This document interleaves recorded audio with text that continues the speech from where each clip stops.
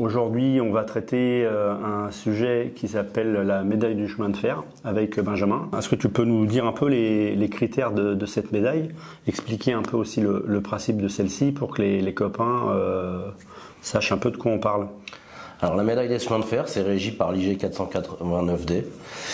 C'est une distinction honorifique pour les agents. On va parler exclusivement de la maintenance. Donc en fait, la médaille à la maintenance, on peut l'avoir en anticipé à 20 ans, à condition d'avoir 20 ans de régie, 15 ans de travailleur de nuit, donc pour les agents qui sont 3-8 ou permanents de nuit.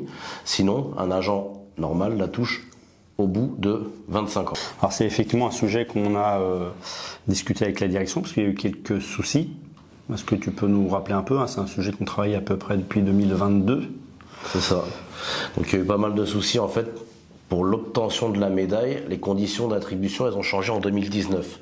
Initialement, elles étaient à 20 ans de régie, dont 20 ans de nuit. En 2019, elles sont passées à ce que je disais avant, donc à 20 ans de régie et 15 ans de nuit. Et on s'est rendu compte, lors des commissions de classement 2022, qu'en fait, il y avait des loupés par rapport à la médaille parce qu'ils avaient perdu environ 1200 contrats de qualif depuis 1996 au sein de la régie. À savoir, c'est qu'en fait, un agent qui a fait le contrat de qualification pour se former à la RATP, ces 2 années de contrat de qualif, en fait, rentrent en compte pour le calcul de la médaille. Ah, c'est un gros boulot qui a été fait. Tu peux nous rappeler aussi combien de copains ont été récupérés grâce à notre intervention? Alors, grâce à notre intervention, il y en a à peu près 160 qui ont été récupérés au niveau de la maintenance. On a réussi à les faire rattraper. Le travail est encore en cours, le travail continue encore.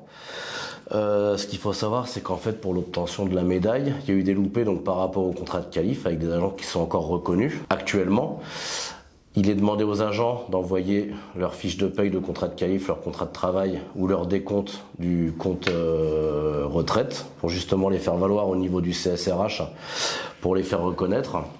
On s'est aussi rendu compte qu'il y avait des loupés par rapport à des gens qui avaient fait des bascules jour-nuit de 8, 3-8 ou PN de 8 qui n'ont pas forcément été reconnus.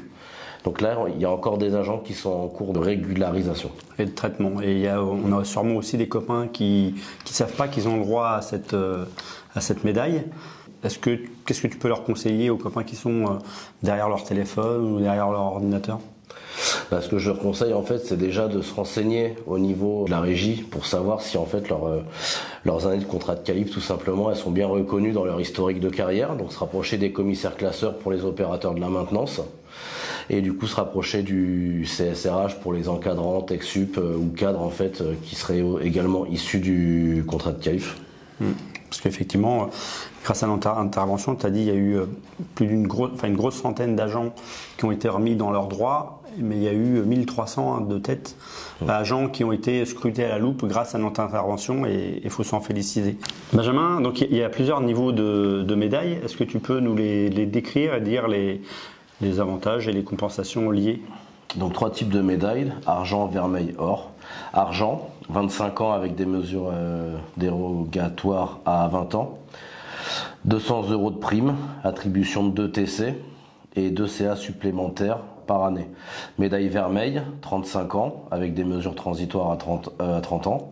Prime de 330 €, donc pareil, attribution de 2 TC et 4 CA supplémentaires par an ensuite. Et la médaille d'or, 38 ans avec une mesure dérogatoire à 35 ans, prime de 650 €, attribution de 2 TC et 6 CA supplémentaires par an.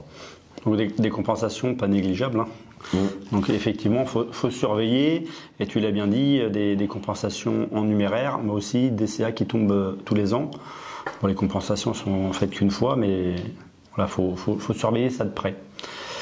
Les suites justement à donner sur la médaille du chemin de fer, parce qu'effectivement là on a surveillé les copains qui n'ont pas eu les mesures, mais il y a ceux qui vont arriver. Comment on va faire nous, CGT, avec le commissaire classeur, pour qu'il n'y ait plus ces erreurs qui ont été en nombre les dernières années? Alors du coup, nous au niveau commissaire classeur, le levier qu'on a par rapport à ça, c'est de se rendre compte quand il y a des problématiques dans les listings GIS par rapport aux dates d'embauche et aux dates de qualification. Quand on se retrouve avec un décalage de 2 ans, en fait, ça sous-entend qu'il y a eu un problème par rapport au contrat de qualif. Donc, les agents qui sont issus du contrat de qualif, On les invite à se rapprocher du coup de leur commissaire classeur pour les opérateurs. Sinon, en fait, ils peuvent se rapprocher de leur pôle RH ou du CSRH pour demander s'ils sont bien qualifiés. À savoir, c'est qu'en fait, au niveau du contrat de qualif, le contrat de qualif compte également pour l'attribution des échelons 26 et 28. D'accord. Donc, ces 2 années, elles vous permettent de bénéficier à 26 ans et à 28 ans, incluant les 2 années de contrat de qualif, de l'échelon supplémentaire. Donc, à vous de le faire valoir aussi. Et effectivement, c'est pas un truc anodin, et tu as raison de le dire, il faut se rapprocher des commissaires classeurs pour les copains opérateurs.